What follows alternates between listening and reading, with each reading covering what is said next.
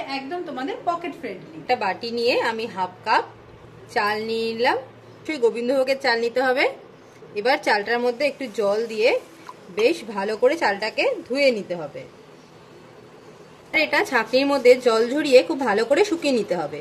তোমরা চাইলে এটা কোনো শুকনো কাপড় বা পেপারের মধ্যে দিয়েও শুকিয়ে নিতে পারো। ভালো করে মিক্সিতে গ্রাইন্ড করে নিতে হবে। আমি এবার এটা মিক্সিতে গ্রাইন্ড করে নিয়েছি। যতটা পরিমাণ চাল নিয়েছেন সেই কাপেই ঠিক ততটা পরিমাণ দুধ দিয়ে বেশ এটা ভালো করে ভিজিয়ে রাখতে হবে।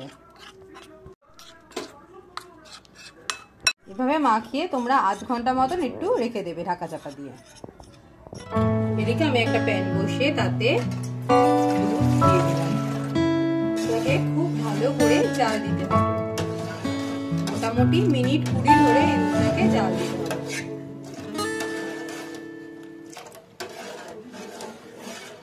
এর মধ্যে একটা সুন্দর ফ্লেভারের জন্য দিয়ে দেবো এলাচ। এলাচের মাথাগুলো ঠিক এরকম ভাবে ভেঙে দিতে হবে।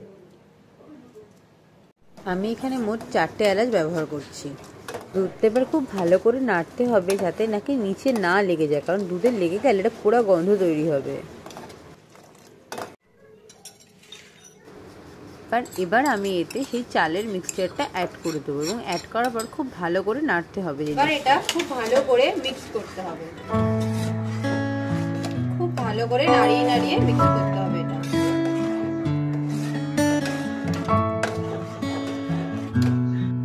এবার আমি এতে যে পরিমাণ দুধ আর চালের গুঁড়ো নিয়েছি ঠিক সেই পরিমাণ চিনি আমি এতে অ্যাড করে দিচ্ছি।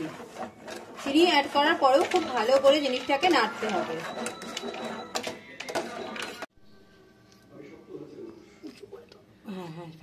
কালারের জন্য আমি এখানে বাতাসা অ্যাড করব।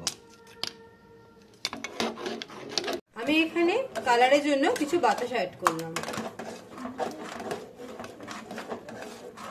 দিয়ে এটা খুব ভালো করে নাড়তে হবে।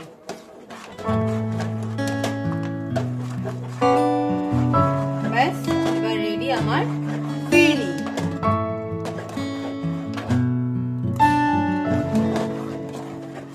এখানে গার্নিশের জন্য আমি ব্যবহার করেছি কিশমিশ আর almond. It's not mandatory. Ready আমার ফিরনি। এবার এটাকে 1 ঘন্টার জন্য রেখে ফ্রিজে ঠান্ডা করে নিয়ে তারপর তোমরা সার্ভ করবে।